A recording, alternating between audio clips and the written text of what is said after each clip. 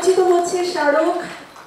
আমি শুধু পেমেন্ট ইকোসিস্টেমটা নিয়েই বলি। কামাল ভাই একটা কথা বলছেন যে ক্যাশ ইন ক্যাশ আউট যদি হয় তাহলে কিন্তু ডিজিটাল পেমেন্ট হলো না, অর্থাৎ পেমেন্টটা আমাদের মানে ওই ইকোসিস্টেমে ঘুরতে হবে। এটাকে যদি ক্যাশ করে ফেলি তাহলে কিন্তু আসলে উদ্দেশ্য সফল হলো না, যেটা আমরা এখন মানে বুঝি আর কি, যে আমাদের ই মানিতে যেটা হচ্ছে ক্যাশ ইন ক্যাশ আউট, তাহলে কিন্তু আসলে ডিজিটাল মানি হলো না আর কি।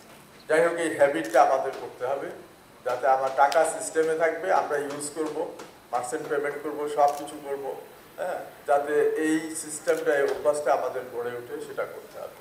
আর পেমেন্ট ইকোসিস্টেমের জন্য আমরা চেষ্টা করতেছি, কান্ট্রি ওয়াইড একটা ক্যাম্পেইন করার চিন্তাভাবনা আমাদের আছে।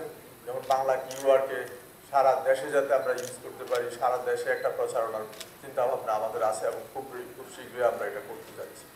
আর আমাদের মেইন উদ্দেশ্য হচ্ছে যে ক্যাশলেস করা।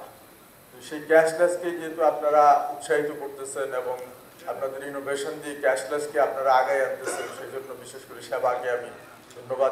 আপনারা সেবার ওয়ালেট ব্যবহার করছেন, রাইট?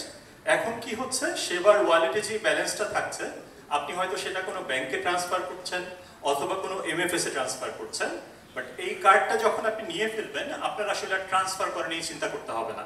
এই কার্ডটা নিয়ে ফেললে আপনার ওয়ালেটে যে ব্যালেন্সটা আছে সেটাই আপনি ব্যবহার করতে পারবেন এই কার্ড দিয়ে।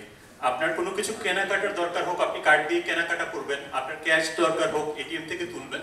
তার মানে আপনার ওয়ালেটের ব্যালেন্সটা ট্রান্সফার করা নিয়ে আপনার আর দুশ্চিন্তা করার দরকার নেই। আপনার সেলস থেকে সেবা ওয়ালেটে যেই টাকাটা পাচ্ছেন ওটা ওয়ালেটেই থাকতে পারে, ওই ওয়ালেটকে ব্যালেন্সটা ব্যবহার করে এই কার্ডটা অপারেটেড হবে।